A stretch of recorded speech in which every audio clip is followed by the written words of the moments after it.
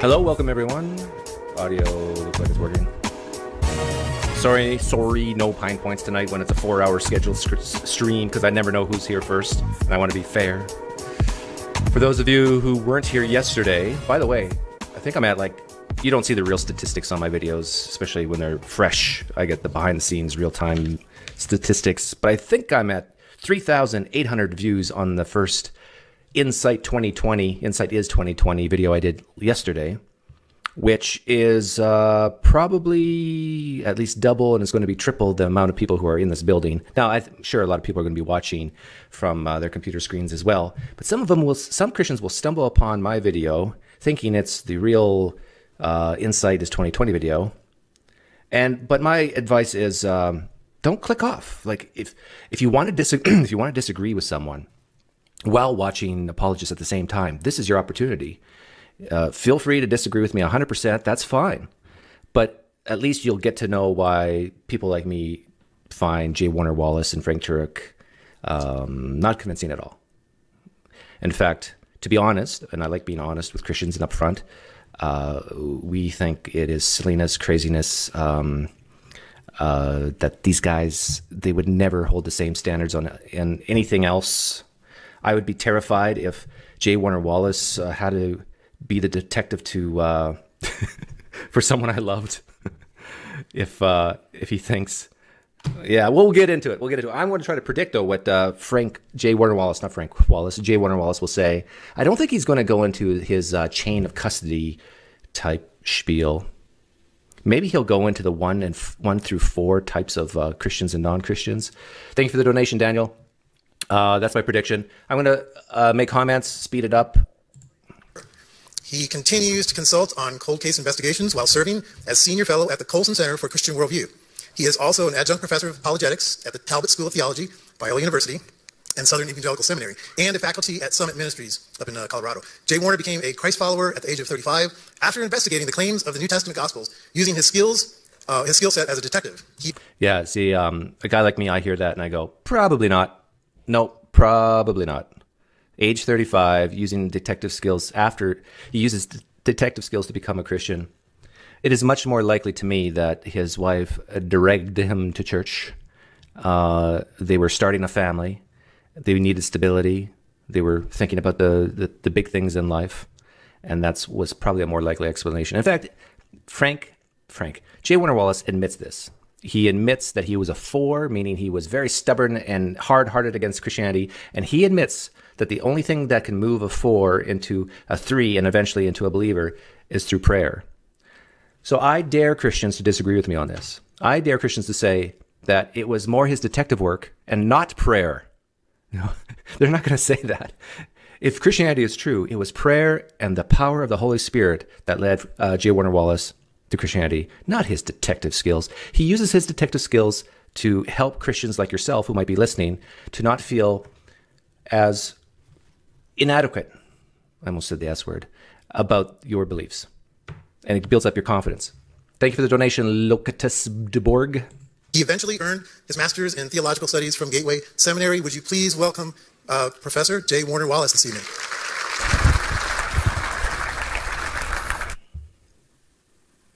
I know she told me not to actually read that silly introduction, but what am I going to do? Glad you're all here tonight. We're going to jump right in. We got a lot to cover. You probably already feel like you've been drinking water out of a fire hose a little bit, right? I mean, the last couple of days. I get that too. See, I do not see. If to me, all this is just in school, sometimes you take a subject and then you take a new subject and then you cover all the things that you've done in that other class. It's like if I was in that auditorium right now, I'd say, no, I'm not drinking. I don't feel like I'm drinking from a fire hose. This is all review. And I'm an atheist, and I say that. But that's because I guess I'm a sick individual who watches too many apologetic videos. Angeles County, and I, for the most part, just work cold case homicides. And these are things that never get solved. So let me go ahead and get our PowerPoint up on this wall here for you, and we'll just jump right into this. Okay. If you've watched Dateline, you'll see a lot of my cases. And these are just unsolved murders because there's no statute of limitations on a murder. That's why they stay open. I'm curious. I haven't really looked closely, but I'm curious if he's wearing his badge tonight. I always find it funny when someone needs to be referred to as Dr. So-and-so because they have a PhD, or someone needs to be referred as detective and show off that badge. It's like respect is almost, if you've earned it, you don't need to ask for it. So if you do a burglary or a robbery, well, those things are eventually going to close because there is a statute of limitations on those kinds of crimes. But on murder, these things just stay open. So that's why they're kind of fun to work, because they don't ever go away. So I had a bunch of cases that my dad had worked that I thought, I'm going to solve these cases and make him feel like an idiot. And I didn't solve any of them. But I solved a bunch of other cases. Does that count? We only ended up solving one case for my dad. Now, my son is there now thinking, I want to solve a bunch of my dad's cases because I'll make him look like an idiot. And he has the same name I have because we're not creative with names. We just use the same name over and over and over again. And I gave him my uniforms when I left. I gave him all my uniforms because I had the same name on them. So it was easy, right? Because I got my uniforms from guess who? From my dad, who had the same name. So we've been at the same agency with the same name for 59 years. And so for the most part, we just, figure we'll use the name over and over again. And if you don't think that this dude right here is thinking to himself, I got to have a kid and I got to name him Jimmy and I got to figure out how to get him into law enforcement at this agency. I'm like, yeah, this is a lot of pressure. Too bad for you. But get started now. Anyway, a couple years ago, I was asked to do like a 6-minute case for the truth of Christianity on a witness stand in a movie. And I thought, well, if I'm going to do this in 6 minutes. Oh, yeah, that was Lee Strobel's movie, right? And the one that I did a video with Laura Robinson and Ian Mills just ripping that apart. We need to know, is there any really... Who were both Christians, by the way. ...good reason to believe this? They didn't ask me to get up and give my opinion. They asked me to get up and actually make a case for it. So you've been hearing people talk about this. Mike Lycona was here with us yesterday and talked about the reason why he believes, why we can be confident in the reliability of the New Testament. Okay. I want to do the same kind of thing, but I want to focus on a slightly different topic, and we're going to do it from a book that I wrote called Cold Case Christianity. I want to focus on what ends up being the most important single claim, evidential claim of Christianity. So my prediction is this is going to go into the eyewitnesses, right? And we're just going to start and stay right in that topic tonight, okay? In our town, when you get dispatched to a call, because there's a dead person, those are called DBRs, dead body reports. And you get dispatched to DBRs when you get there, it's because somebody has died rather suspiciously. A couple of years ago, a couple of our officers got dispatched to a DBR. And at the DBR, there was a woman, and they recognized this woman's name and her address because they had worked her before. They had been involved. I had actually had a case with her. She was a bank robber. Weird, right? But she's a drug addict, a really committed drug addict, and she was now dead in her bed. So the officers get there, and they walk up on her bed, and this is her nightstand. Pretty interesting nightstand, right? This is probably like your nightstand, I'm sure. And if you look at it closely, you'll see that she's a heroin user, so she's got 3 heroin needles, one here, one here, one here. She's got it on the bottom of that can. But because heroin will depress you and kind of make you non-responsive, she needed to function, so she would also smoke rock cocaine. So these are all of her cocaine pipes here. And that combination can be a nightmare. I remember when I arrested her for bank robbery, she would keep on falling asleep during the interview because she said, Jim, you gotta let me hit my rock pipe so I can stay awake. Like, yeah, that's what's gonna happen. That's not gonna happen. And so I could never get an interview. And then I did this. I'm like, really? I could never get an interview out of her. And now here she is dead in her bed. What do you think the officers thought the cause of death was? Yeah. So they call the coroner's office out because in our agency, you call Los Angeles coroner's office to collect a dead body. And it takes forever for people to get there because we get like hundreds of dead bodies a day at the LA coroner's office. But about an hour and 15 minutes later, the coroner's investigator gets there and collects the body, pulls down the blankets, and sees that she's been stabbed to death. Yeah, officers are in the room kind of waiting for the investigator to get there, and they didn't even pull down the blankets. Well, why? Because they thought they knew the answer before they even rolled up on the place. Once they were dispatched, they're like, oh, eventually she was going to die. Here it is. Today's the day she overdosed. Then they get there, they see that nightstand, they're like, well, there you go. If you think you know the answer before you even start an investigation, well, trust me. Number one. That's a great point he's making. He says, don't presuppose you know the answer before you start the investigation. So I'm hearing him to say that if you're a presuppositional apologist sort, that's a bad thing. So you Reformed Calvinists, you're out the window, according to J W Wallace. But all those Christians who maybe are not presups, but who have this idea in your head that the Bible is special, that the books of the Bible are special, that the Holy Spirit is somehow involved, and that that it is God's word. I think J W Wallace is saying that should go out the window as well. Because now you're coming into it, just like he said, assuming that this person who died was from a drug overdose, but really she was stabbed. So you should come at the text using the historical method, not giving it the benefit of the doubt, nor being hyper-skeptical about it, but you just look at the evidence. So far, I agree with him. You're going to probably come to the wrong conclusion. 2, you're not even going to go look for the right evidence. You're going to stop looking for evidence too early because you already think you know the answer. I just want to tell that story because we're really trying to get at what is true. Like, what is the most reasonable inference from evidence? And by the way, the standard of proof is not beyond a possible doubt because I'd never convict anybody if it's beyond a possible doubt. I've never been able to answer every question for a jury. You have to learn how to render a verdict even though you have open questions. I've had cases where I don't even know how he killed her, when he killed her, what he did with her body. We never had a body. Where's her body now? Don't know. You got to be able to render a verdict even though you can't answer the most significant questions in the case because the standard is not beyond a possible doubt. It's beyond a reasonable doubt. That's a lower standard. Does that make sense? I don't even care about what's possible. I only care about what's reasonable because that's the standard. But how do we know How do we decide what's real? Are you listening, Inspiring Philosophy? He doesn't care about what's possible. So I don't think J. Warner Wallace is the type of guy who would say, well, it's possible we can reconcile these gospel frictions and harmonize it away. No, he's not interested in that. He's interested in what's probable. Reasonable. I want to teach you that skill set tonight. Okay, let's start with the dead body. This body's a little less gruesome. Looks suspiciously like my son, Jimmy. Do you guys have Trader Joe's in Tucson? So you would never kill a Trader. I would never kill a Trader Joe's employee because we would starve. Okay, because we buy everything from Trader Joe's. Yeah, and just in case people didn't see yesterday's live stream, this is my church that I used to play saxophone during worship in. So that's part of the reason why I'm playing this video. Now, a dead guy, and this is happening right now live, in a room is not always a murder. Lots of reasons why people die. There are 4 reasons why people die. Only one of them is a homicide. So how do I determine if this death scene is a crime scene? Well, I make 2 lists that begin with the letter E. First, I make a list of evidence, and I compare the evidence in the room with explanations for the evidence in the room. So far what I have something simple. I have a dead guy laying face down. How do you explain dead guys laying face down? There are 4 ways to explain them. Got any guesses? You can actually participate in this part. Just scream out what you think is like, how do people die? There are 4 ways to die. Heart attack. Natural causes a heart attack, that's right. So that would be one way, a natural. Anything else? Someone said if you trip or accidental, that's another way to die. Anything else? A murder is a way to die, but even before that, suicide is a way, and then you have homicides. Okay. Well, he forgot the 5th way. Did he say there's 4 ways? There's 5 ways. God can strike you dead. I guess he would consider that natural causes like a heart attack. No. When God strikes you dead and smites you, that's supernatural. So, J. Warner Wallace, if you ever watch this live stream, you got to add a number 1, 2, 3, 5 things to your list. God judges you on the spot and strikes you dead. How do I know which of these 4 is the most reasonable explanation for the evidence in the room right now? Well, what can I cross out? Go ahead, yell it out. What can I cross out? Suicide? Well, if he intentionally took too many pills, he would look like this, wouldn't he? Heck, if I poisoned him with too many pills, he would look. If he accidentally took too many pills, if he just had a heart attack, he would. I can't cross out anything right now. Let's change our scenario. What if he's a dead guy laying face down, but he's now in a pool of his own blood, center, torso? Would that change things?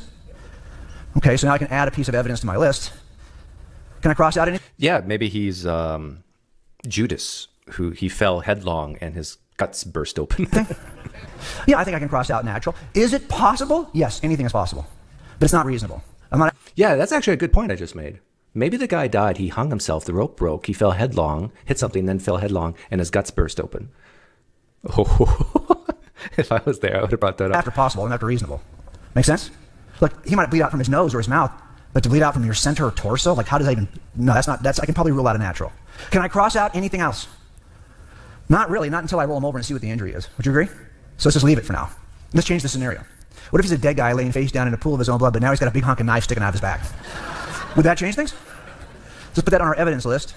By the way, for the Christians listening, this is great. I like what J. Warner Wallace is doing here. But I want you to keep in mind that as he's going through these types of evidence, that he's showing pictures. He mentioned a pool of his own blood. How do you know that this is his blood? Probably through DNA, right? Things that you do not have from 2,000 years ago in the Gospels. Keep that in mind. This is important. Okay. What can I cross out now? Well, I think, look, I can't imagine how you could accidentally back up into that knife. Is it possible? Yeah, but it doesn't seem reasonable you could accidentally back up into that knife in a vertical position. I think I can cross out accidental, but now some people think I can cross out suicide too. Look, that's low enough. It's not in his high back, it's in his low back. Well, I mean... If anybody's seen the movie Knives Out, in that movie, one of the lead characters commits suicide by cutting his own neck. Now that's... Trust me, a lot of the suicides I go to are people who are high when they commit suicide. You see the craziest suicides. So I think I'm going to leave that in for now. Let's change our scenario, though. What if we have a dead guy? He's laying face down, and he's got a knife in his back. That's not good. But he's also got multiple stab wounds in his upper back. That changes. So, again, I'm trying to speak full of grace to the Christians listening. How would J. Warner Wallace know that there's stabs in the back? Probably through photographs, because these are cold cases, right, from many years prior. But at least there's, unless it's really, really old, before photography, there's probably photos of it. These are things that we do not have. These are types of evidence we do not have for Jesus. Do we have a photograph of the side of Jesus that it was pierced? Things, right? So now we can add that additional detail. Now, I think it's going to be, maybe he's got a super high, he's very flexible, and a high tolerance for pain. He's able to do that 100 times. I don't know. I think that's probably not reasonable, though. So I can probably cross out suicide. And for sure, if in addition to all this, we had bloody footprints leading out of the room, Really hard to stab yourself multiple times in your own back and then walk out of the room in your own blood. Would you agree? That is probably going to be a homicide. Is it possible that it's not? Yes, of course. But this is the most reasonable inference from evidence. And by the way, this is the most reasonable inference from evidence. This is a big one for a lot of Christians who think they're being reasonable with Christianity, that it is a religion that has a cumulative case and it's very reasonable. It's the inference to the best explanation. But I think there are other factors that come into play when someone's looking at the evidence for Christianity and says, oh, the most reasonable explanation is that a man rose from the dead, without considering the plausibility that, 1, people lie, 2, conspiracies do happen, 3, people write propaganda for a greater good, 4, stories are written that have some truth, have some falsity. Like, seriously, this is huge claims from 2,000 years ago that are supposed to, if you take them seriously, impact how you live your life today and impact where you go after you die. And the claims are huge, way bigger than a murder, because murders happen all the time. But people rising from the dead doesn't. He's still alive, okay? We went to UCLA. I went to UCLA. Jimmy went to UCLA, so we're both Bruins. And my son David went to USC. And I always say he's a communist, okay, just so you know. That's the difference. So I just taught you a skill set that I talk about in cold case Christianity. It's just known as abductive reasoning, or inferring to the most reasonable explanation. We do this at every death scene. We ask jurors to do this in every homicide trial. If you were impaneled on a jury for me, I'd be asking you to look at the explanations that I'm offering, the explanations the defense team is offering, and tell me based on the evidence which of these two explanations is most reasonable. That's what we do. I love that. What is more reasonable? That humans write stories or that a man rose from the dead? I really think it's as simple as that. And I know Christians get furious and frustrated and angry when atheists like myself say something like, well, you believe a man rose from the dead because a 2,000-year-old book says so. And sure, that might be construed as a straw man, but really, that is the correct answer. Well, you can modify it. You believe a man rose from the dead because several books in the Bible say so. And because of what happened to you in summer camp or at a Christian rock concert, or after you went through depression or you got high on drugs and almost died, then that also contributed to your belief. Sense? As a matter of fact, courtrooms are excellent laboratories for determining truth. I mean, you learn a lot. We interview all of the jurors after trials to see what we did well, what we did wrong. What was it that persuaded you? What was unpersuasive? We're trying to figure this stuff out for the next jury trial. So this is called abductive reasoning. Now, at 35 years old, I was not a Christian. I wasn't raised in the church. I didn't know anybody who was a Christian. My wife would say to me, why didn't any of our friends ever talk about Jesus when we were kids? Like, no one ever invited us to church. Because it's really easy to live in Los Angeles County and not ever meet any Christians. You could find a way to do that. We did. So by the time we got... Aren't there a lot of, what do you call it, Latino, Mexican, Roman Catholic types in Los Angeles? But I don't know if J. Wallace considers Roman Catholics Christians. In church, I was older, and I knew how to do this, but I wasn't sure about Jesus. But I knew, from what little I could get from Scripture that I was willing to listen to, that there was an important piece of evidence that needed to be looked at, the resurrection. That this one piece of evidence was the critical piece of evidence in this worldview. And even Paul tells us this. Look, if this isn't true, not only do you have no hope of your own resurrection, but you're stupid enough to have been lied to. We are false witnesses, and you bought it. So I thought, he's going to focus on this. But how do I determine if the resurrection of Jesus, as described in the Gospels, is the most reasonable explanation from evidence? Well, it all comes down to what you would consider as evidence to begin with. And as an atheist, I would only have given you four things that I would have said, I agree to, but I still don't think Christianity is true, even though I would agree to these four things. So let's just give you that quick list. I would have said, I think that I'm not a Jesus myther. I think that Jesus lived. I think that he was crucified and buried. So what? This could be true, yet Christianity could be false. There are people today who die by way of crucifixion for their Christian beliefs. So what? That does not make Christianity true. That's a good point. I agree with J. Wallace here as well. People who bring up Jesus' death by crucifixion as a minimal fact, as evidence for the resurrection. It's like, what are you doing? I know someone has to be dead before they can rise from the dead, but yeah, we're all going to die. This is not a huge deal. So I would have said, I can give you that, but that doesn't mean it's true. I also would have said, well, there's an empty tomb, because in order to finish this in the first century, let me tell you how you would do it. Get the body of Jesus and drag it around town. Game over. Or get somebody who says they saw him alive to recant. Game over. Yeah, I have to admit, this is so frustrating to me when I hear educated people talk like this. Well, all you have to do to disprove this, to falsify this, is find the body and drag it around. Let me see if I can do this in one sentence. What if nobody cared to at that time? What if you're assuming the basis of the story is true to begin with? That this man predicted he would die and rise from the dead, and that everybody was just watching, and the Romans and everybody was just keeping their eyes glued on Jesus. You're assuming all that's true. But what if the core beliefs of Christianity came, even if it came a few months after Jesus' death? when people would care to go look for Jesus' body, his body would be so decayed at that point, there'd be no way to verify it. So this whole idea of way to falsifying is by producing the body is totally ridiculous to me. What was the other thing you said? Oh, that people were alive who could say that this is not true, or that people would have recanted. We don't know if they had the opportunity to recant. We don't even know for sure when these books were written and what percentage of the population were alive, that anybody who walked and talked with Jesus. I'm talking to the Christians right now because the atheists on my channel already know all this stuff, but some Christians watching might not. And you're going to disagree with 100% what I'm saying, but these are the reasons why we look at the evidence that a person like J. Warner Wallace will comb through and say, this is ridiculous. This is disgusting. This is not even close to good. He's assuming the bare bones of the text is true to begin with. And using the historical method, a lot of these things are only mentioned once by one source, and a lot of these sources are not really independent sources. But anyhow, I'm getting probably too far too quick here. So the fact that didn't happen does not mean it's true. I can explain the empty tomb a number of different ways. So I would have given you these two things, but I would have still have said, yes, those two things can be true, but Christianity is still false.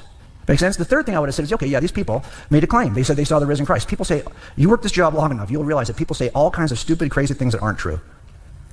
So this wouldn't have impressed me either. And finally, I would say, okay, well, look, they seemed like they were committed to their beliefs. They were transformed by their beliefs. So what? People fly planes into buildings. They're committed to their beliefs. That's not true.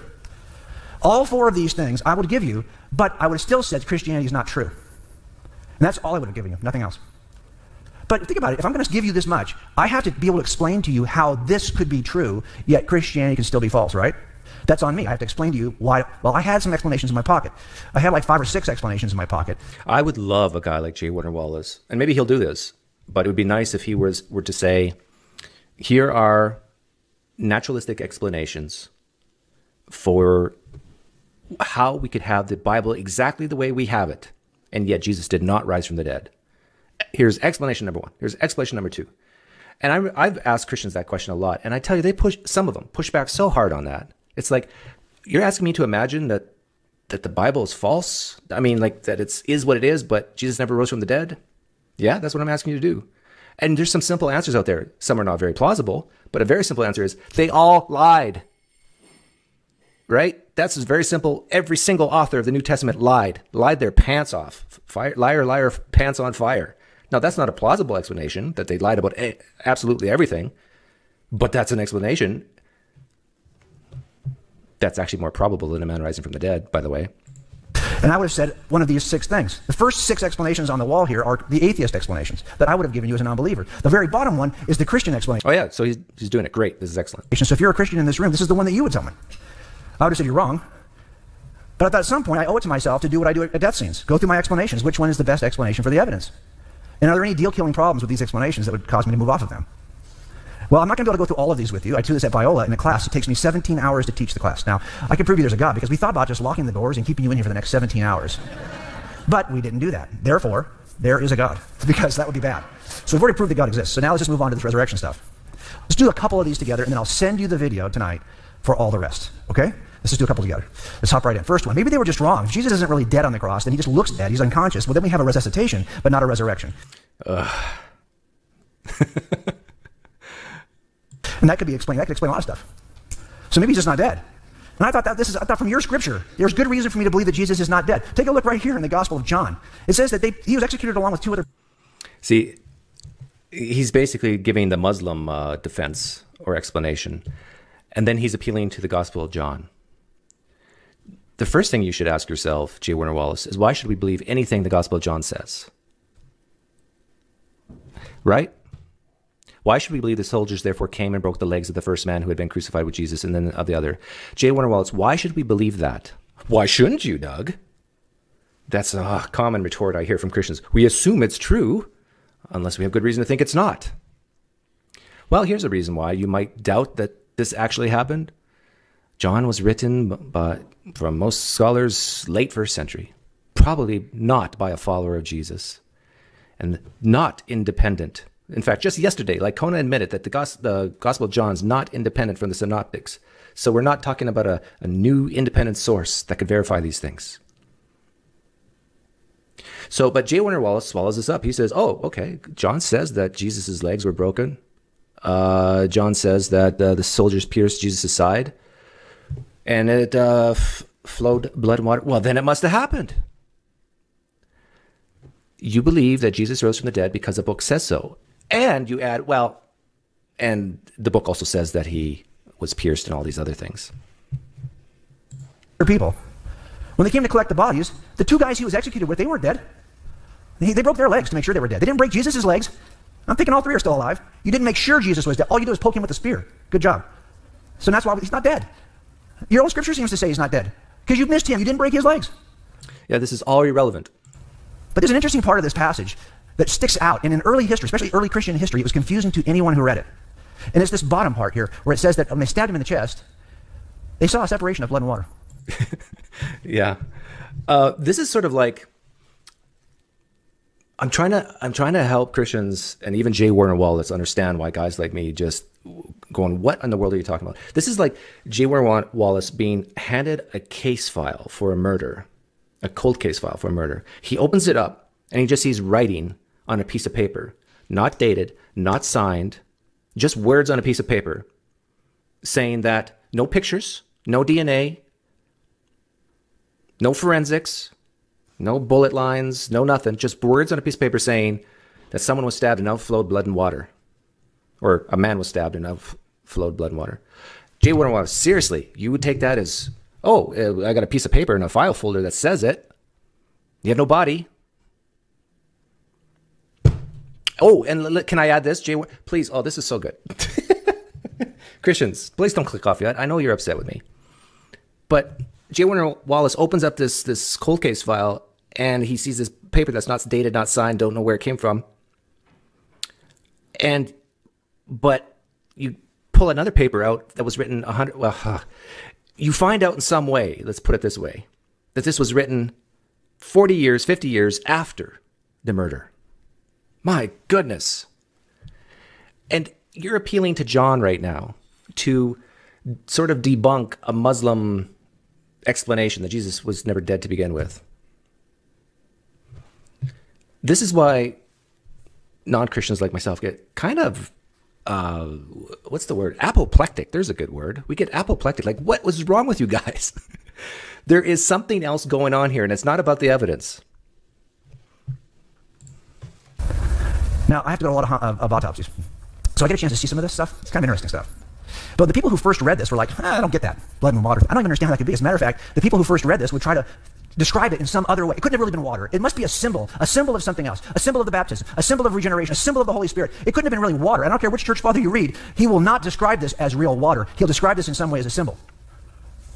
Why? Because they're like trying to figure out how could water be separated from it. They didn't understand this piece of hidden science because the science on this wouldn't be available for about another 1,200 years. If you've ever been to a car accident and seen someone die, or you get to an assault. He's talking about the science of the separation of blood and water. And he's talking about a tree and he's missing the forest. The forest is, you don't even know if this piece of paper that has these words on it are representing anything that's true. But for the Christian, they cannot, for these types of Christians at Calvary Chapel Church, they cannot wrap their heads around that. This is the word of God. It's inspired. It's true. But if they're coming at that perspective, they don't even need any evidence. Just read the part in the New Testament where it says Jesus rose from the dead, and you're done.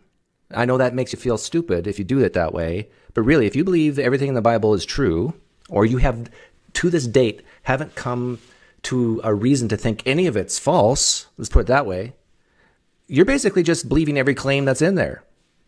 So if you're just believing every claim that's in there and you have never admitted to yourself that there's a claim you don't believe in there, in the New Testament, then you might as well just say, I believe Jesus rose from the dead because in this verse, in this book of the New Testament, it says Jesus rose from the dead. And you're done. And then you can listen to a guy like J. Wallace to help you feel good, I guess. Okay. Across the room, I know that's a dead body. That's not somebody sleeping. And once you get up on them and touch them, you will know they're dead. Those of you who have touched dead bodies, is that true or false? Yeah.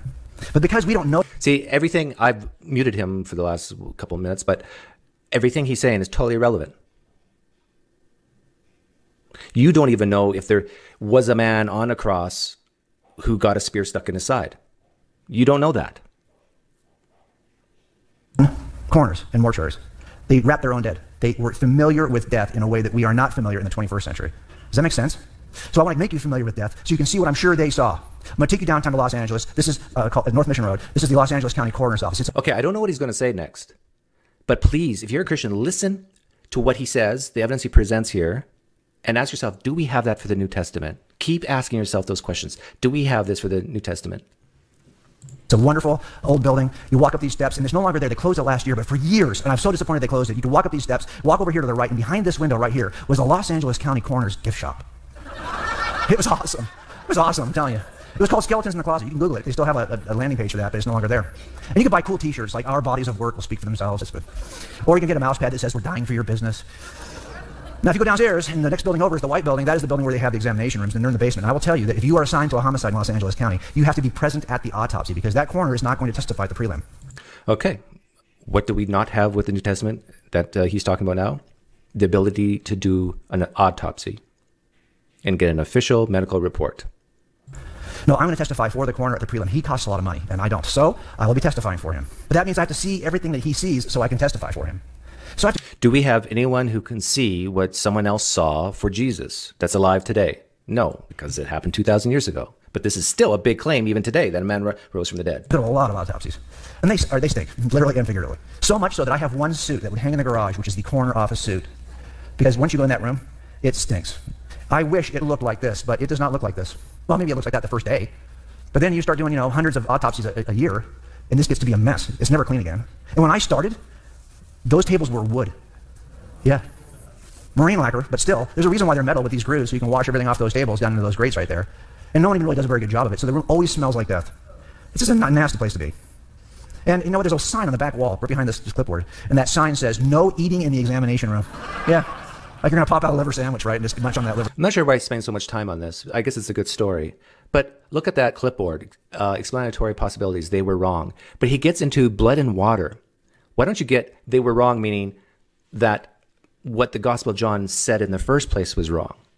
That the spear in the side didn't even happen at all. Isn't that a possible explanation? Then this whole blood and water thing becomes totally irrelevant. Liver sandwich. Now, if you go to autopsies, you recognize three inconvenient things about death that I think people in the first century would know, but we don't recognize them in the 21st century. And this is why I'm sure that pulling him off that cross, they would have seen these signs of death. They would not have mistaken a living Jesus who's unconscious for a dead Jesus. It's called the mortis triad. It's what happens when your heart stops beating. Three inconvenient truths. Here's what they are. The first thing that happens because you don't have hot blood coursing through your veins is you... This is so irrelevant to me. Hey, thank you, Nick Ross, for the donation of $10. Remember to tithe, fellow Pinesters. Haha. No tithes necessary, but I appreciate your donation, Nick Ross. It's still playing here. But this is, please, Christians, if you're arguing like this to a non-Christian or an atheist, please know that we think of you that you're totally missing the point. He's talking about loss of temperature, rigidity, rigor mortis. None of this is relevant to whether a man rose from the dead, because he's trying to say that, Jesus wasn't dead in the first place. It's irrelevant. Jesus eventually died. I'll give you that. Position, your feet will turn purple and swell. You won't miss this. But you never think about it. That is called liver mortis. I think that in the 21st century, we don't think about these things. We hired somebody else to do this. We don't do this ourselves. But in the first century, you do this yourself. You would have recognized. Now, is it possible they missed it? Sure. Anything is possible. I just don't think it's reasonable. And that's why I moved off the explanation. What's interesting is there are medical doctors today who I think misdiagnose a death. Is that the right term? Misdiagnose? So if it's possible today, it's possible back then. But again, it's irrelevant. I get it. Raise your hand. It's kind of a guilty pleasure. I get it. Raise your hand, okay? These are the stupid people in the room, okay? Just so you know. It is hard to pull off a conspiracy. Super hard. Okay, do we have any siblings? It's hard to pull off a conspiracy. It depends on the scope of the conspiracy. It seemed like the 9/11 hijackers pulled off that conspiracy. Siblings in the room? Siblings? Brothers? Oh, all of you are siblings right there in that row? No. Siblings with each other in the room. Not that you have a sibling. So, do we have siblings in the room? Just the two of you? Okay, right here. Two sisters? Okay, do you have any other siblings? They're not here. How many do you have total? 5. Wow. That's pretty awesome, right? 5. I have 6 brothers and sisters. Just, my dad's second marriage, 6 brothers and sisters. So I got you beat. But anyway, you got 5. Are they all girls, all boys? Where are they? 1 boy. The king and all those girls. Okay, get it. All right, so is that your parents sitting next to you? Oh, good. Are your parents here? Want me to teach you how to lie to your parents? No, I'm serious. I'll teach you how to lie to your parents right now. I'll teach you how to conspire together to lie to your parents. Take notes. You ready? Okay, here we go. It turns out that if you're going to lie, you have to have these 5 things in a conspiracy to be successful. If you think you know... By the way, there are some Christians who say, like Inspiring Philosophy, that the... how do I put this? Well, Inspiring Philosophy says that Jesus lied, but for a greater good. So number one, people lie if they think there's a greater good for it. In the ancient Near East, there's some Christians, I can find you quotes on that if you like, Christians. So this whole idea that, oh, a conspiracy is a bunch of lies, and in order to keep it all straight, well, if people believe that lying serves a greater good, they will do it. Now, another issue is, well, maybe it's not lying, maybe it's hyperbolizing, exaggeration. And I can find you Christians who will admit that, in fact, when they try to defend the Old Testament atrocities, that there's exaggeration going on in the Bible. That maybe Jesus didn't appear to 500. Maybe it was 5. Maybe it was a typo, or maybe it was 500, but, well, we'll probably get there. Of a successful conspiracy. It wasn't successful by definition, right? The successful ones no one ever catches. So how do you pull those off? Is it possible? Yes, it's so hard though. But I'm going to teach you how to do it. Okay, so here's the first thing you need. It's pretty simple. This is not rocket surgery for a mixed metaphor. This is just simple stuff. You need the smallest possible number of co-conspirators. You got 5 siblings. Okay, don't use all 5. You want the smallest number of co-conspirators. You want to use just 2. Just 2 of you is good enough. Okay, first thing. Number 2, you want to hold it for the short. This is so interesting to me. A small number of conspirators. All you need is 2, he said. What about Paul and Peter? Again, he's assuming that just because the Bible says there was 12 disciples, that there were 12 disciples. He's assuming that since the Bible says that Jesus appeared to 500, he's assuming that happened. What if Christianity was started by Paul and maybe one other guy? Like a guy like Peter. Or maybe 3 guys. James, I don't know. Okay, so if I'm right, that the first one's okay. A short conspiracy, time span, okay. Possible period of time. It's really much easier for 2 people to tell a lie than it is for 22. And it's much easier to tell a lie for a day than it is for a year.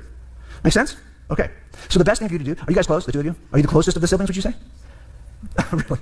That's not good. Okay, that's better. All right, so you're the closest. So what you want to do is you want to pick the closest. And what you want to do also, let's say the 2 of you did it together. You lied to your parents. The best thing to do is tell a lie. Then one of you has to kill the other one immediately. No, I'm serious, because if you do that. And notice that the earliest writings for the evidence for Jesus is from a guy named Paul, which we don't really know much about him other than he supposedly persecuted the Jews. We have nothing other than Paul, nothing until decades later. It's going to be a short conspiracy. So there's your one. And people say that, hey, the 1 Corinthians 15 creed goes all the way back to a few years, maybe even closer to the time that the resurrection happened. So if J. Wallace is saying you need a short amount of time, don't Christians brag about that with the creed? Right? As long as if everyone's alive, it lasts forever. Just kill one of them. You don't want to kill her? No, I guess not. Okay, so let's do this then. There's another way to do this. You have to have excellent communication then. If you're not going to kill her, you have to have excellent. Here's why. One of your parents is going to jam you up and they're going to say, hey, what happened? And then you're going to have to be able to communicate everything you said to that parent, to the other co-conspirator, to make sure that this is why the first thing we do with 2 suspects, what do? Separate them. Because we do not want them talking to each other, so we can catch them in a lie. Got it? Yeah, we can't do that for events 2,000 years ago. We can't take Peter and James and Paul and Judas and separate them in rooms, or Thomas, and say, well, hey, what happened? Judas died, according to the story. But can't do that, can we? I want to keep pounding on the Christian, well, that's bad phrasing, to notice the stuff that J. Warner Wallace says cannot be applied to 2,000 years ago. So you have to have excellent communication. Also, you want to pick the sibling you are closest to. Look, I have 6 siblings, 3 brothers, 3 sisters, okay? I think I like maybe 2 of them, okay? So I'm not going to pick the other 4. I'm going to pick somebody I like. If this is not the closest person you're to, she's not on your list, sorry. So pick somebody you're close to. Last thing, try to avoid detection. If no one's asking you questions. Yes, Ecusiu. Remember, J. Warner Wallace believes the Gospels predate the writings of Paul. I don't think he goes that far. I think he says Paul's writings are late 30s, early 40s, and then Mark is early 40s, and then Luke, Matthew, Luke, John. Yeah, but he's an early dater. This can go on forever. But if someone starts asking questions, the harder the questions, the more robust the questions, the more difficult it is to get away with the conspiracy. These are the 5 things that, as a detective, we unwind on every conspiracy. And we often file charges on conspiracy because we have more than one killer. So I'll add a conspiracy charge. They're really hard to pull off. So if I'm already adding the charge, you didn't pull it off, right? Because I'm working a case and we're filing a charge. Now, I only tell you this because if you think that the Christian explanation of the resurrection is a lie, it has to be a part of a larger conspiracy. Yeah, see, strong familial relationships can't you say that about the disciples or the followers of Jesus? Little or no pressure to confess. well, don't a lot of historians say there was little to no pressure to confess for the first generation Christians? Maybe a few decades later there was pressure, but not for the first few years. Small number of conspirators, yeah. Short conspiracy time scene. Even Christians say yeah to that. It's like the Gospels and Paul's letters are so close to the events. Excellent communication. Oh yeah, if you read the Gospels and Paul's letters, they're all in harmony, right? Well, a few things here and there, but we can harmonize it. According to what a lot of Christians have said to me, I could say, oh, that fits all these bullet points for saying this could be a conspiracy. No, Doug, that's crazy. It's like there's so many. No. And if it's part of the larger conspiracy, the question is, does it have these 5 things? First of all, there's way too many people involved. It's not just James and John and Peter or just the Titus. No, it's not just the 12. It's not just the 12. See, he's assuming that the Wizard of Oz book that he reads is right, that there was a yellow brick road. Right? This is the difference between Christians like J. Warner Wallace and me. He's saying, well, conspiracy cannot be an option here because, and there's more than just the 12. He's assuming the 12 even existed. Right? And we have reason to believe that maybe there wasn't 12. You ever notice how the names are just all screwy? How many Christians here could give the names of all 12 disciples from memory? I bet maybe 1 out of 10. Ugh. I mean, in the upper room, they're picking from 120. I don't know how many of those people were actual witnesses, but they replaced Judas with Matthias, who qualified because he was a witness. How many of those people were witnesses? Paul says 500 saw the living Christ on the same day. Yeah. Okay, this, I'm trying to think. I mentioned this earlier. If you're a Christian listening, I think you get that just because a text says something doesn't make it so. So you can say to me, well, Doug, why do you think it didn't happen? Well, using the historical method, I can give you a good answer. In the historical method, they want more than one independent source for such a claim, for any claim, to raise confidence that it probably happened in the past. Now, for claims like someone rising from the dead, or that the sun went black for 3 hours, you need a little bit more. At least I do, and I think you do too if you're listening. But just because the text says it doesn't mean it happened. And even if 500 people said they saw Jesus, let's see the sketch. Let's get some sketch artists out and have the 500 describe exactly what they saw. And would we see basically the same thing? Or is this like a Pentecostal spiritual experience? In 1 Corinthians 15. So how many people are we talking about? The number is, if all you told me was, I've got a vast conspiracy involving 500 people, I'm already out. I'll be honest with you. Yeah, J. Warner Wallace, I really can't imagine you're this stupid. I don't know how else to say it. You're believing, this is the same thing with the blood and water thing. You're believing the text in the first place. Right? You're coming from the assumption that there was 500. What if there was only 5? Is a conspiracy back in play? From an ancient Near East culture that believed that sometimes exaggerating or lying is for the greater good? Let's play a game together. You guys like Clue? Ever play Clue? No, Devin Dotson. I did not get any emails yesterday. I guess they maybe didn't watch my live stream, because I'm sure if they watched my live stream from yesterday, they would have emailed me and said, hey, Doug, come on down. Let's go to Buffalo Wild Wings east of Speedway, the church there, and let's talk. But no, not one call, not one email. I'm talking old school Clue, okay? Not like the old school Clue. This is the original Clue board, okay? This is the only legitimate Clue game, actually. Whatever you're playing, stupid. This is the original. Okay, now I'm going to change it a little bit. I'm going to make the board the area around where Jesus did his ministry, and I'll put the game pieces on. Here are the disciples. Already too many. Already too many. But how long did it hold it? Shorter is better. 6 minutes, 6 hours, 6 days, 6 weeks, 6 months, 6 years, 6 decades. You want me to believe that 500 plus people kept conspiracy together without anyone recanting for 6 decades? That's possible. Unbelievable.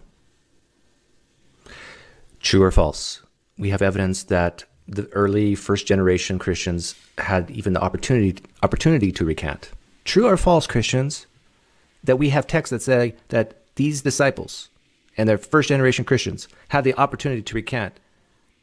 And if they didn't recant, that they would be killed for what? Not for sedition or being troublemakers or saying that the king is not really Roman. No, for the belief in the resurrection of Jesus. We don't know any of that. And here's J. Warner Wallace standing up here trying to give confidence to Christians. just assuming that the basis for the things he's saying is true to begin with. This is the divide, the great divide between evangelical Christians like J. Warner Wallace and guys like me. It's just like, we're miles apart. And once you can place these claims that J. Warner Wallace calls evidence into a different religion, you'll see it right away. But it takes a lot of courage to do so. J. Warner Wallace, I know you're going to hear this, or someone who follows you will, and might pass this along. 5, my ancestor could fly unaided. And I have a piece of paper written decades after he flew, saying that he flew, my ancestor flew unaided in front of 500 people. Do you believe it? If you answer yes, something's wrong with you. But yet you answer yes with Jesus. Something's wrong with you. It's not reasonable. But this is maybe they had excellent communication. No, they're not in this holy huddle. They're all over the game board, okay? So when they're torturing Thomas, he's got no way to know if Matthew's already given up the ghost. And they're telling these guys as they're torturing, I'm sure we haven't changed our law enforcement tactics in several centuries. So they're telling this guy that Matthew... Now, it's obvious to me that the story of Jesus spread. Now, did it spread by these exact people, with these exact names? That's what's in question. But he gave it up. Dude, Paul's drinking margaritas over here, okay, in Spain. Just go ahead and give it up. No. No way to communicate. You can't Snapchat each other. Can't text each other. They're separated by too many miles. Are they under any pressure? This game got pressure. You guys ever watch 24? Jack Bauer? The original 24 with Jack Bauer? No one ever... This is getting an old illustration. I'm almost as out of date as Mr. Columbo over here. Right? No one knows any of our dang illustrations anymore because we're all getting too old for you guys. No one watches these things. But this guy used to do whatever it took to get the confession. He'd be snapping your fingers off to get your confession. And trust me, they're doing the same thing to these disciples. All that pressure, all those miles apart, too many people. And are there some brothers in this set? Well, there are some close relationships, right? You got, let's see, they got Andrew and Peter. So you got guys like Bart Ehrman and even Christians like Sean McDowell saying, look, all this pressure, what are you talking about? We can't be confident that there was all this pressure and that their lives were at stake on all these disciples or first-generation Christians. By the time the pressure started, a lot of these first-generation Christians who would have seen Jesus would have been dead from natural causes. But he doesn't budge. This is just too easy to break. Is it possible? Anything's possible. I just don't think this one's reasonable. For really no other reason, just the fact that I've worked so many conspiracies and I know how we twist them open. A conspiracy theory is not as reasonable as a man rising from the dead after 30 hours? This. I mean, they wanted it so bad. I'm sure they felt terrible that Jesus was gone. They wanted it so bad. Maybe they just imagined it, right? They hallucinated it. I mean, a lot of these are single sightings. You got Mary. Mary does not want Jesus to be dead. She's by herself. She sees Jesus. No, it's not Jesus. It's the gardener. No, it's Jesus. No, it's the gardener, Mary. You just want it to be Jesus. See, he's basing it on the fact that Mark 16:9 and John 20:11-18 is a historical narrative. J. Warner Wallace, what if it's not? And do you have reason to believe it's not? If you pick up a book and you don't know whether it's a historical book or a fictional book, and you read along and it talks about a man who works for a newspaper company, he has a girlfriend, he wears glasses, he's tall, handsome, dark. It could be a biography, a historical biography. But then in the next page, you flip the page and you read that this man sometimes goes into a telephone booth, puts on a suit, and then flies around the world a few times in an hour. Do you then say you're holding a book that's historical? I don't. Then why do you do it for the Bible? Now, could that have happened? Sure. Is it possible? Sure. Is it plausible? Based on this type of evidence, you should not believe it. And I will proudly say, shame on you if you do. There's something else going on here, and you yourself know it and admitted it, that it is prayer and the Holy Spirit. It's not this Mark 16:9, John 20 verse. No. Something else is going on here. Hey, thank you for the donation, Jordan. Thanks, Doug. You've been very helpful to me for a long time, a little bit to help support the Apologetics Empire. Hey, I really appreciate it. And you're by yourself, so I can see why you would miss it. No, there's also a couple passages that sounds like Peter's at least got one or two sightings here that are described, or maybe Peter's by himself when he sees Jesus. I can see why he would want it to be true, and he's by himself. He wants it to be true. He's hallucinating it. James, I'm sure, felt bad about seeing, denying, well, he didn't deny Jesus, but he sure didn't treat him all that well when he was alive, right? And then he sees Jesus. Well, yeah, you're just imagining this. But then it gets weird, right? Because it gets weird because you got people like the people on the road to Emmaus where you got more than one person seeing the same thing. Look, if you tell me you know my dream from last night, you're going to freak me out. Because you should know we don't have group dreams. Okay, so if you're a Christian listening, what you should be thinking when you hear guys like J. Wallace say this, you should be thinking, okay, but what does the non-Christian say to what J. Wallace is saying? And I tell you, if you get in the habit of doing this, in my opinion, you're doing a good thing, because what you're doing is you're putting yourself in the shoes of someone who does not believe this. In a way, you're being empathetic. In a way, you're valuing truth more than some other Christians who don't do this. Because someone who values truth is open to the idea that they currently don't possess it. That's very reasonable, I think. So when you hear apologists like J. Wallace, Frank Turek, Greg Kokel, when they talk, ask yourself, what would PineCreek say to this? And you don't have to agree. Please, don't have to agree with me. But just know it and be able to say it quickly. But at least, it is at least the 11. And some of these, we're not quite sure how many more there would be. We're just not sure. Yeah, at least 11. This is my favorite scene of all. By the way, forget about the resurrection for a second. He was muted, and I bring him back. And well, at least the 11 couldn't have been delusional or hallucinate. Or you're assuming the text is true to begin with. Right? I mean, he just ascends into heaven. If I saw that, I think I'd be like, okay, this dude's different, right? I think if you were in this room right now and you saw Jesus ascend into heaven, you would go, oh, dude, I'm in. Okay, this is really good. J. Wallace, look, I'm telling you the truth. Please listen to me. A good buddy of mine, just last week, J. Wallace, pay attention. I'm not lying to you.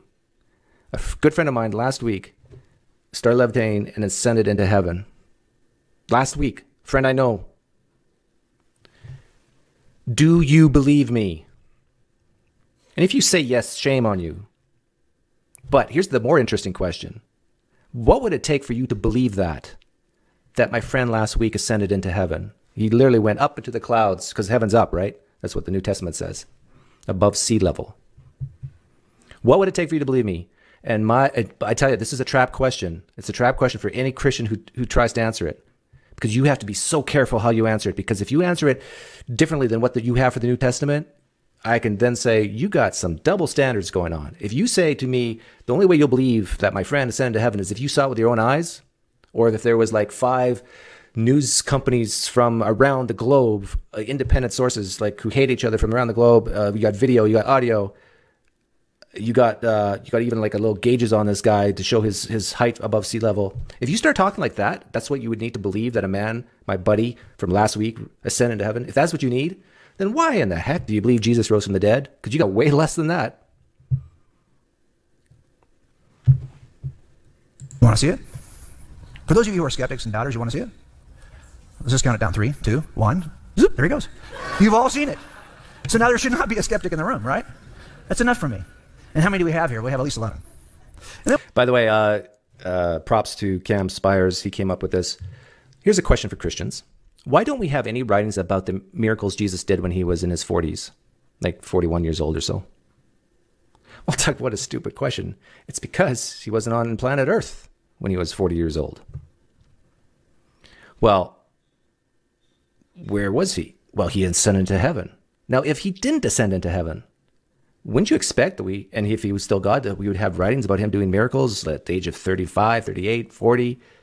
What best explains the fact that we don't have any writings of Jesus doing miracles at the age of 40? Maybe he didn't rise from the dead in the first place. That's a pretty good explanation. The other explanation is that he ascended into heaven, which is more reasonable. That he didn't ascend into heaven, or that he did ascend into heaven, and that's why he's not on earth, or that he never rose from the dead in the first place, which is more reasonable. We have a sighting in which 500 people see, and Paul is bold. That's gutsy to say that, don't you think? You have to assume that that's a late addition to 1 Corinthians, or you have to assume that Paul is so clever, he never thinks anyone will fact check him. Some say the Greek word for 500 is very similar to the Greek word for above Pentecost or Pentecost. And maybe it's a typo, or that it has something to do that the Holy Spirit is just like a spiritual appearance during Pentecost. Like, this is just... We're not making this stuff up. This is not some clever tale. We just happen to see it with our own eyes. Yeah. It's like, honest, we're not lying. Just the fact that 2 Peter, which is a forgery according to most scholars, New Testament historians. I could be wrong about that, but I'd like to see a survey on that one. Just the fact that the 2 Peter says, or has to defend the idea that these are not invented stories, tells you that people back then believed that these were invented stories.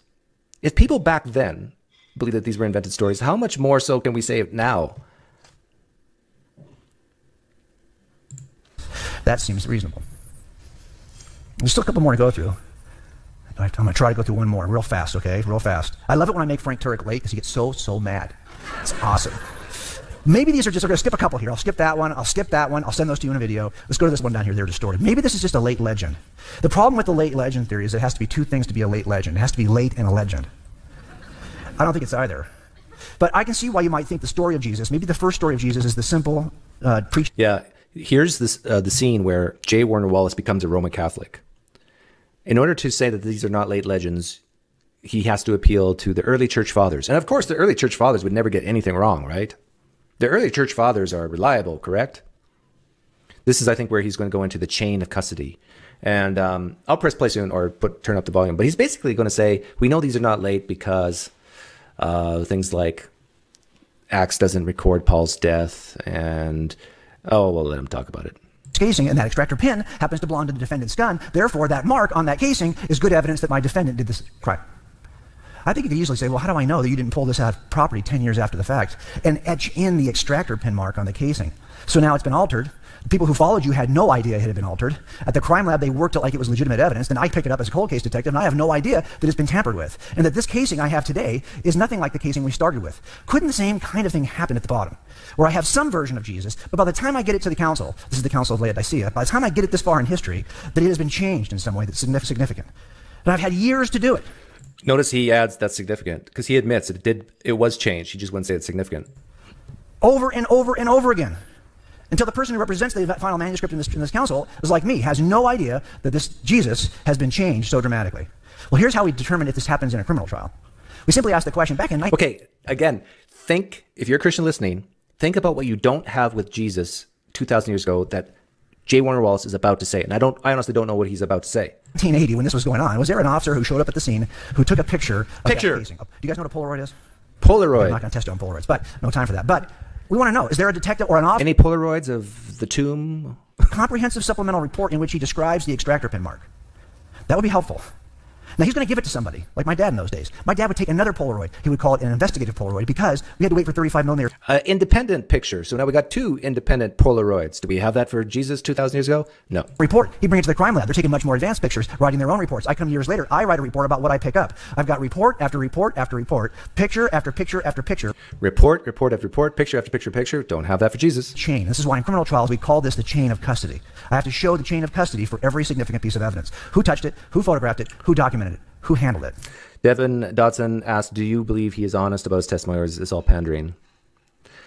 I'm going to assume the best of him and say that he has had a powerful experience in his life that he doesn't want to tell people about, and he uses this sort of thing to not only make money and have a career, but to justify his experience, that he's not crazy. Add to that the PineCreek theorem that his wife wanted him to go to church. He has admitted that's the reason why he even got onto the trail of Christianity in the first place, through her prayers and through her desire for him to come to church. Now, if I want to be a cynic, no, I won't do that. Is there a chain of custody of sorts for the New Testament? Actually, there is. I'll show you one. So here's our crime scene. Here's our courtroom. First officer at the crime scene who takes a picture of Jesus. Let's just start with John. So the question is, John said something about Jesus. Took a picture of Jesus would be John. You don't even know who wrote John. But how do I know it was in that original? How do I know what he would... You don't know where it was written. You don't know when it was written. You don't know who wrote it. You know, though, it's dependent upon the synoptics and written later than the synoptics. ...said, since I don't have the original anymore. Well, the question is, who are the next links in his chain? Who did John give this information to on a personal basis? Well, he had 3 personal students. These students of John received from John information about... This is the part where J. Warner Wallace, a Protestant, an evangelical Protestant, becomes a Roman Catholic. He's trusting that what the early church fathers said about these guys is correct. About Jesus. We can now compare what they say about Jesus to what John said about Jesus to see if the story has changed. Did they describe Jesus as miraculously as John does? Did they describe Jesus being born of a virgin, for example? John doesn't even mention the virgin birth. But they were his students. John would have known about that. Did they mention it? Nope. Now, it turns out we happen to have documents because these leaders became leaders. These folks became leaders in the local churches. They wrote to local We happen to have documents for Papias?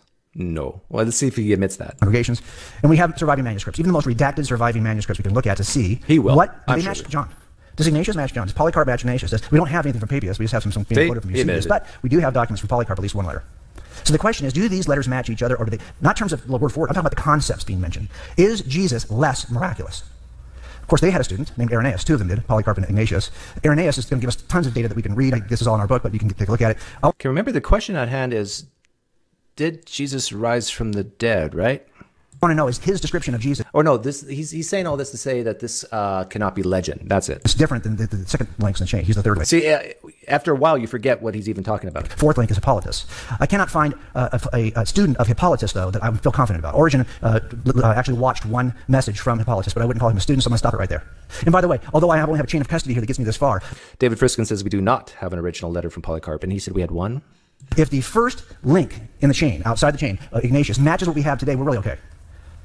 Now, Why would you say that? there are other chains of custody, and I talk about these, one from Paul through Dacian and one from Peter. See, sorry. I dare any Christian to disagree with me on this. We don't even know what copy number, like, is it the 100th copy, the 500th copy, the 4th copy? We don't know when we pick up a manuscript where it is exactly on the chain, right? I think most Christians, even historians, would agree with that. And here's another thing I think most Christian historians would agree with. We have an original text called, let's say, the Gospel of Mark. A copy is made of it. The very first copy, which we do not possess. That very first copy could have made a significant error. We don't know, but it could have. And Bart Ehrman says that it's more likely you can have more errors the closer to the original. So now that first copy is used to make other copies. Now we have a problem, don't we? And let's say there's another copy that did make that error that was off the original. Now they realize, we got two different versions here. Well, which one's the correct one? Like after a certain while, it's like, well, I don't know. Which one makes more sense? Christians, do you disagree with that? That we have no idea if the very first, second, or third, or fourth copies made significant errors because we don't possess them? All the way through to Eusebius. These are the masters and students heel to toe. And I say that because he's talking about, like, at best, late first century, early second century stuff. But yet, if the Gospel of Mark was written in 70, that's still 30 years later. During that 30 years, a lot of changing could have been going on. History. So the question is, if you lost all of the New Testament, you don't have it, it's been destroyed, and all you have are the first students of the eyewitnesses, what would you know about Jesus? You know everything you know. You do not know they were the first students of eyewitnesses. You're trusting the early church fathers. No, because nothing's changed. Started early, repeated early, and never changed. Yeah. These are very common sense type questions. Can something be perfectly transmitted and still be false? Of course. This has zero to do with the veracity. So if the Bible, the text of the original, changed a lot in the first 1 month when the copy started, 1 month, which is still way sooner than like early second century. And let's say it was perfectly consistent from that point onwards. You're still holding a text that's wrong. It's just perfectly wrong. It's consistently wrong. Yeah, does that make sense to Christians? Late and not legendary, you cannot be a late legend. So I moved off this as an explanation. And that left me with one explanation. And it happens to be your explanation. Your explanation that this is just an accurate report of what happened to Jesus. Now, I will grant you that explanation you guys offer, it is the most thorough and robust. Okay, J. Warner Wallace, when you watch this, apply these explanatory possibilities to Mormonism, because I know you said that you have family that are Mormons. Was Joseph Smith wrong? Was Joseph Smith lying that Jesus talked to him? Was Joseph Smith delusional? Was Joseph Smith fooled? Was Joseph Smith influenced by someone? I forget what he said about the distorted. But a lot of these questions, I think you can easily say, oh yeah, Joseph Smith was wrong. Yeah, Joseph Smith was lying. The Coterie, whatever his name was, lying. Yeah, maybe they were high on mushrooms when they think they saw the angel Moroni and Jesus. So maybe they were delusional. You know, they say they have all these witnesses, but maybe it was only two. Once you can do this for Mormonism, you can see how you can apply that to Christianity. for those 4 pieces of evidence we just started with, right? I mean, it does describe these best, but I would have told you as an atheist, it's not happening for me. And the reason why it's not happening for me is you want me to believe that the most reasonable explanation for the resurrection is a supernatural event called the resurrection. Yes. No, there's no way. This explanation requires me to believe in something I reject. Oh, see. But wait a minute, Jim, isn't this a real question? The real question is, are supernatural events like the resurrection ever candidates for the most reasonable explanation? And I would have said no. They are never the most reasonable candidate. This is why I think he had an amazing experience at some point in his life. Because I reject the supernatural. No, Jim, stop. That's what we're trying to discover. I get it. You don't think that, but we're trying to discover if this is reasonable, if a supernatural event is reasonable. You can't start off by saying no. You haven't investigated it yet. Suspend your skepticism long enough to investigate it. Because I'll tell you what happens. If you say no, I don't believe in the supernatural. See, that's fine. All good. I kind of don't like it when he says, oh, you just have a presupposition. I paraphrase. You just have a presupposition against miracles. No, I don't. I would love to see a miracle. It'd be amazing. I think most atheists who are even diehard naturalists would say, show me something that would impress me. But not this growing of legs and back pain. Like a lot of Christians laugh at that stuff too. But show me something really amazing. But here's the thing. J. Wallace, you can definitely come up with better evidence for a man rising from the dead than what we have for the Gospels. I know you can. But you lower your standards for Jesus for some reason. And I don't know exactly why, but I can guess. So for example, what would be better evidence for Jesus? You mentioned about the Muslim excuse that Jesus never really died. Well, cardiograms.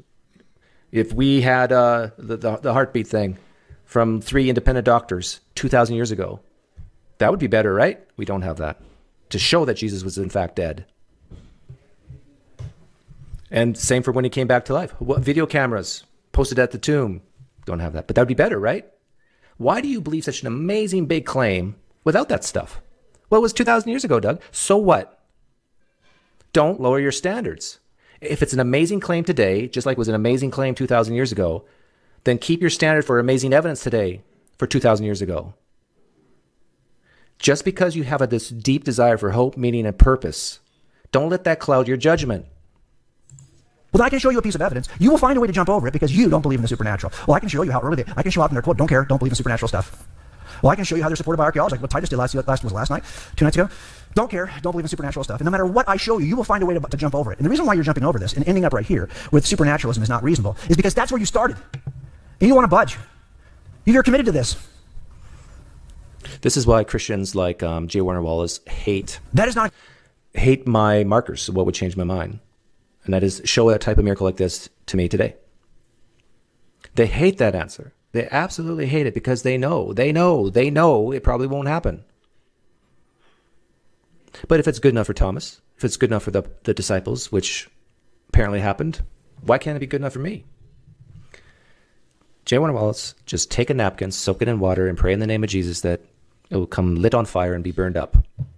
Real napkin, typical napkin, real water, typical water. No tricks, just supernatural. Jesus lights it on fire. And if you complain to me against that, read 1 Kings 18. I was committed to getting over here. And I didn't care that none of this stuff worked. Now, let's take a look for a second. Which of these 2 paths is least encumbered? Like, duh, right? Oh, what? I got 6 obstacles, and there's only 1 on this side, and check it out. I put it there. This does not have to be here. This is my presuppositional bias. I could easily take it down. Oh, no, don't want to take it down. If you take it down, it's really clear which is easier. What happened to you, J. Wallace? What experience did you have? Did you see an angel? No.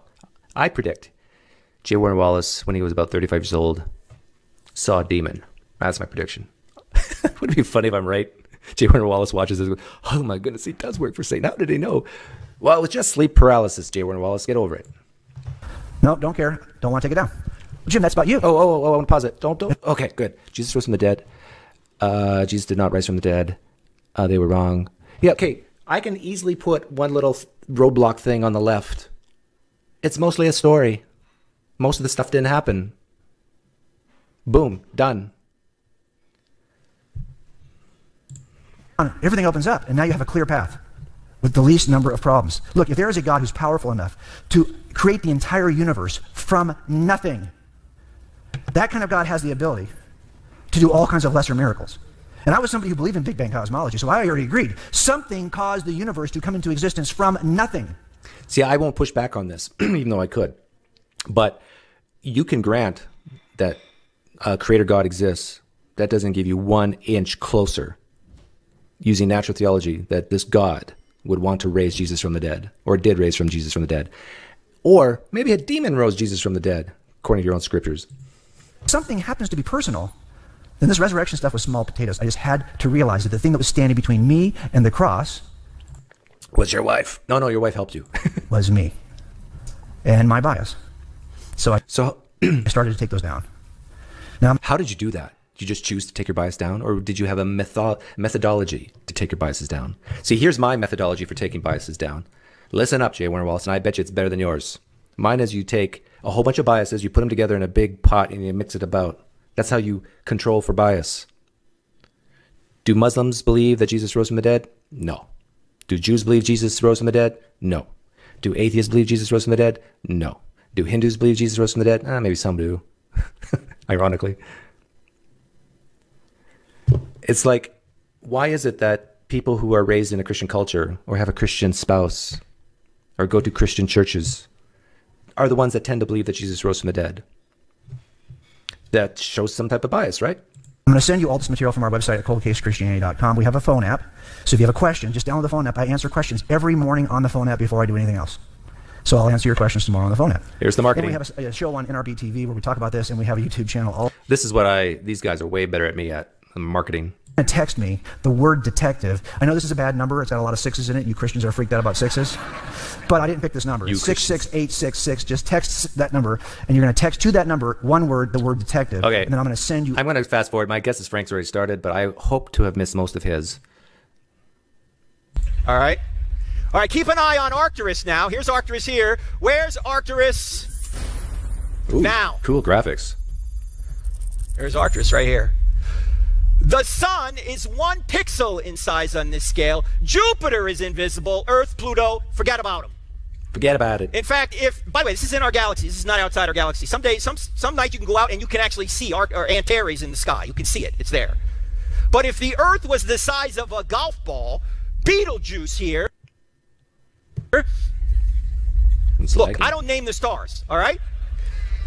If the Earth was the size of a golf ball, Betelgeuse would be 5 or 6 Empire State Buildings. I have not actually seen Frank Turek go this route before, or maybe I have and I don't remember. And that's just in our galaxy. These are not stars outside our galaxy. In fact, the average distance between stars in our galaxy is 30 trillion miles, and all that distance is necessary for us to exist here on Earth. If the distances were different, gravitational fields would be would interrupt orbits, and we wouldn't exist. We couldn't. This is Hugh Ross crap. I'll say that again. What Frank Turek's saying right now is he believes in a God, of course. Frank Turek, Hugh Ross. But they're saying the reason why the universe is so big and we have all this dark matter and so forth, dark energy, is because we wouldn't exist if it didn't happen. What? Shame on you Christians for limiting your God, your all-powerful God. This is why it's just so incredibly dishonest and disingenuous when I hear Christians use this excuse that finally after 200,000 years of Homo sapiens existence, that we have the scientific method to come up to know this stuff. And Christians say, oh yeah, look at this. To us about like this. I mean, it's really cooking. When it got right about here, it disappeared. I don't know whether Scotty being... If Yahweh is real, the flat earth model for the universe could be true. This is what Christians hate. Well, some Christians are really going to hate what I'm about to say. But if the flat earth model, the dome, the plate, the waters above, waters below, Hades and all that stuff, 4 corners, if that is true, I have to be a theist. Right? It's just so unbelievable, bizarre. I think I would have to be like, okay, something made this for us. But since we're like just a speck in a, 46 billion light years across the universe, something like that. And we're nothing. We're nothing. Makes me think maybe there is no God. But then guys like you, Ross, and Frank Turek say, oh, but look at just how amazing God is, that he worked it out, that it's so big. So if it was just a scotch different, if the nuclear force was just a scotch different, we wouldn't be here. The fine-tuning argument, to me, what's amazing about it is that we're here in the first place. I'll give the theist that. But to say that it has to be that way, God is limited by these dials, how weak of a God do you have? It's like, okay, I want to create a universe, but it has to be this for electromagnetic force, this for the force between protons and neutrons. God has to do it that way, otherwise it's not going to work. My goodness, how stupid that is if you believe in an all-powerful God. Are we almost there yet, Dad? Another 200,000 years, play some more Xbox. No! We're not getting there. In fact, the Hubble Space Telescope, as you know, has shown us some amazing pictures. And way back about 25 years ago, 1995 or so, they trained the Hubble on 1/24 millionth of the sky. What's 1/24 millionth of the sky? Go outside tonight, put a piece of rice on the end of your finger, hold it up. That piece of rice represents about 1/24 millionth of the sky. So they trained it for several days on that little piece of sky. And here's what they found. In fact, what I'm going to do is show you. Hey, thank you for the donation. Matt Metro just wanted to buy lunch for the Wichita Marketing Department. Hey, they're going to love it. In fact, do I still have them here? I think the Wichita department is working late hours for this live stream here. Are you guys there? Hey, can you hear me? Can you guys hear me? Yeah, there we go. You guys liking the live stream? Yeah, me too. I'll get back to work, guys. Okay, back to Frank. Here we go. Here are the constellations. Here we go. What are you doing, Frank?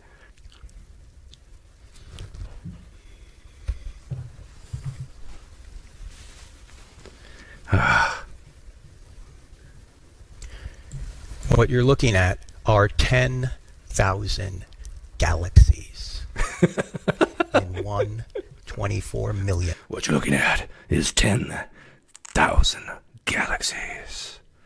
Psalm 147:4. He counts the number of stars and gives names to all of them. This is a psalm. This is a guy writing poetry, and he's using it to show truth.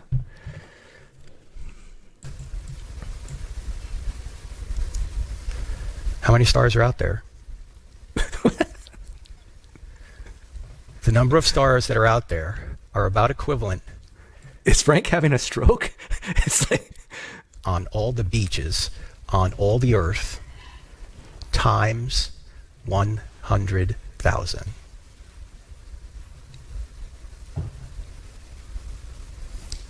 Are you okay, Frank? Now you know how much higher God's moral ways are than our ways. It's like, you should have some like deep, thoughtful music behind this at least. To stop the ark from hitting the dirt, what he didn't realize was that his hand was polluted. The dirt does what God tells it to do. You don't do what God tells you to do, and neither. God tells the dirt what to do. See, I knew it. Rocks are theists. Some Christians have been trying to tell me that rocks are atheists. It's like hilarious. But it is hilarious. Rocks are not atheists. Rocks are theists. The dirt and rocks are theists. Because he's patient, wanting all to come to repentance. Apparently he knew Uzzah had no hope. Or Uzzah may have been a believer, but he said, you don't touch the ark. A God that terrifyingly moral. Terrifyingly moral? Is a God that none of us in this room can contend with. This reminds me of the old time Mennonite where I was raised in. You gotta fear the Lord. He can strike thee, smite thee, kill thee, drown thee. But thankfully, since every one of God's attributes is infinite, so is his love. What does he say about his love in Psalm 103? For as high as the heavens are above the earth. Everything God does is love, even if it is killing people. From the west, so far has he removed our transgressions from us. By the way, this is kind of fun, because I think this is new. I haven't seen Frank take this track before. Our transgressions from us. There's only one way. We can't do it ourselves. We can't remove our transgressions. We're sinners. We're fallen. We're already guilty. Is he a Calvinist? Someone else has to do it for us. Oh. That's Jesus. I know the answer. In fact, in the Sermon on the Mount, Jesus actually. But why is, question for the Christians watching, why is Frank a Christian and I'm not? Now, you're going to answer differently depending if you're a Calvinist or a non-Calvinist. If I am truly sinful, then I can't even accept the gift of salvation, because that would be a good thing, but I'm sinful. I'm full of sin. There's no good in me. But if you say there is good in me, and I can do the good thing and accept the gift of salvation and eternal life, well, then I'm good. There's at least part of me that's good apart from God. It's like, what is more powerful than having the power of free will to determine your eternal destiny? Oh, no. I got to turn this off. Otherwise, I'm going to get copyright striked. Yeah, good thing I did that. And good thing I had the volume off. He's playing a clip from Jesus, the Mel Gibson thing, right? No, what is he playing a clip of? I don't know. But it's like Christians go through all this bother, all this trouble about the evidence. And then some Christians at the end say, oh, but you can't do anything about it anyhow unless God does something in you first.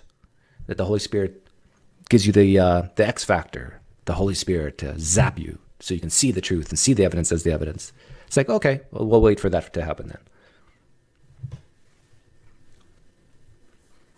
Frank is a Christian and Doug is not, because Frank knows that he is the dirt told what to do by God. God talks through Doug and tells us he doesn't exist. He's still playing the video right now, so I can't show it. Oh, man. See, this is I don't get. He's playing a video of a man being whipped and blood everywhere. It's like, Christians, you believe in a God that only atones for sin by torture and death on a cross? No other way? Can't do it any other way? And now they're showing putting a nail, like it's very gruesome.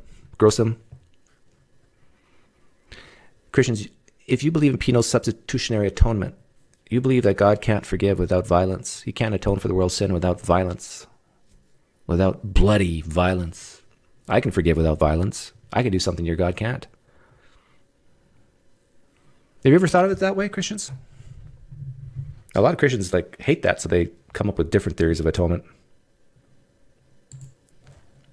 Be just and the justifier of the one who has faith in Jesus. He's the only way, because that's the only way an infinitely just God can allow unjust people to go unpunished.